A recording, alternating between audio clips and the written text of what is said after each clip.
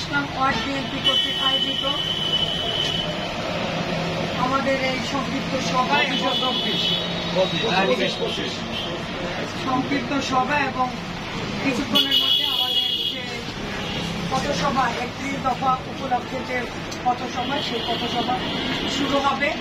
আমি আজকের এই সভার উপস্থিত রয়েছেন মহানগর বিএনপি যুগ্ম আহ্বায়ক আলিম নেতা সদস্য নওশাদ নান্টু সদস্য দুলাল গাজী, উপস্থিত রয়েছেন 26 নং ওয়ার্ড বিএনপির সাবেক আহ্বায়ক জনাব আব্দুল খালেক, উপস্থিত 25 নং ওয়ার্ড বিএনপির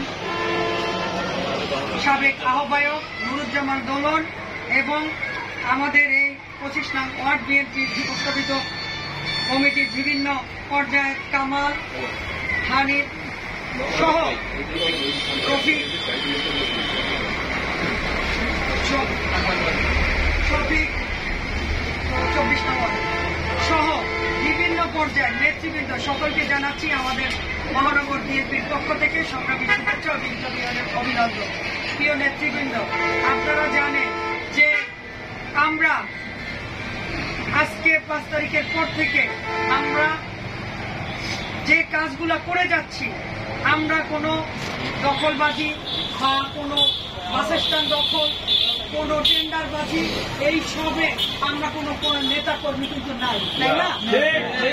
আমরা আগামী দিনেও এই সব জায়গায় আমরা থাকবো না এবং যারা এইগুলা করবে, আমাদের ভারপ্রাপ্ত চেয়ারম্যান বিএনপির সাংগঠনিক অভিভাবক জনাব তারেক রহমান কিন্তু এই 3 দিন আগের বক্তব্য দিয়েছেন যে আমরা কষ্ট করে আজকে এই জায়গায় এসেছি, কিন্তু আমাদের কোনো নেতাকর্মীর জন্য সেই অবস্থা যদি ধ্বংস হয়ে যায় তাহলে আমরা সেটা মেনে নেব না।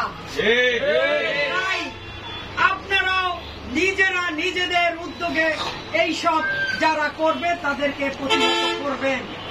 এটা আমাদের ভারপ্রাপ্ত চেয়ারম্যান বিএনপির সাংগঠনিক অভিভাবক জনাব তারেক রহমানের নির্দেশনা। আপনারা আমাদের শ্রদ্ধেয় বড় ভাই আলিম ভাই বলেছে ডাকসু নির্বাচন, এই ডাকসু নির্বাচন দিয়ে আপনাদের কিন্তু শিক্ষা দিয়ে গেছে। আগামী দিনে আমাদের চেয়ারম্যান তারেক রহমান বারবার কিন্তু বলেছে আগামী নির্বাচন আমাদের কিন্তু কঠিন হবে। আমরা অদৃশ্য শক্তির সাথে অদৃশ্য শত্রুর সাথে আমরা মোকাবেলা করব, সেটা কিন্তু এখন প্রমাণিত হয়েছে। তাই আমরা আগামী দিনে আমাদের ধানের শীষকে বিজয় করতে আমাদের ভারপ্রাপ্ত চেয়ারম্যান তারেক রহমানের হাতকে শক্তিশালী করতে, আমাদের দেশনেত্রী আমাদের mother of democracy Begum Khaleda জিয়ার হাতকে শক্তিশালী করতে আমাদের যদি জীবনের শেষ রক্তটুকু দিতে হয় আমরা মাঠে দেব ইনশাআল্লাহ। তাই আগামী দিনে সেই আন্দোলনকে সফল করার জন্য আমরা কিন্তু আজকে থেকে এই 25 নং ওয়ার্ড বিএনপি থেকেই আমরা মাঠে নেমেছি।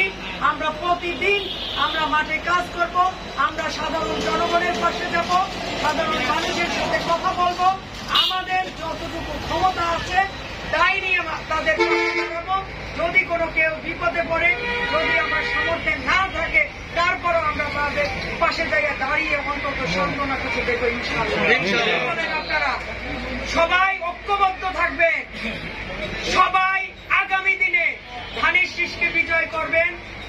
আমাদের ভারপ্রাপ্ত চেয়ারম্যান জনাব তারেক রহমান বাংলাদেশে আসবেন এবং বাংলাদেশের প্রতিটা মানুষের হৃদয়ে কিন্তু তিনি আছেন। সেই জায়গা অক্ষুণ্ণ রাখার জন্য আমরা আমাদের কাজগুলো করে যাব ইনশাআল্লাহ। সবাইকে আবারও ধন্যবাদ জানিয়ে আপনারা আমাদের বড় ভাই হালিম ভাই যেটা বলেছেন সুশৃঙ্খল ভাবে সবার কাছে যাবেন, যে সামনে গেছেন ছবি তুলেছেন পিছনে চলে যাবেন।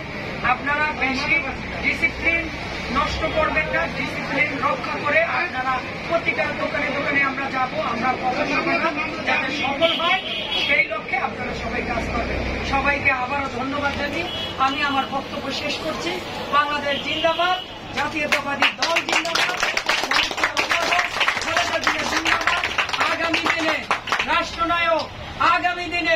বিএনপির সাংগঠনিক অভিভাবক জনাব তারেক রহমান জিন্দাবাদ জিন্দাবাদ জিন্দাবাদ।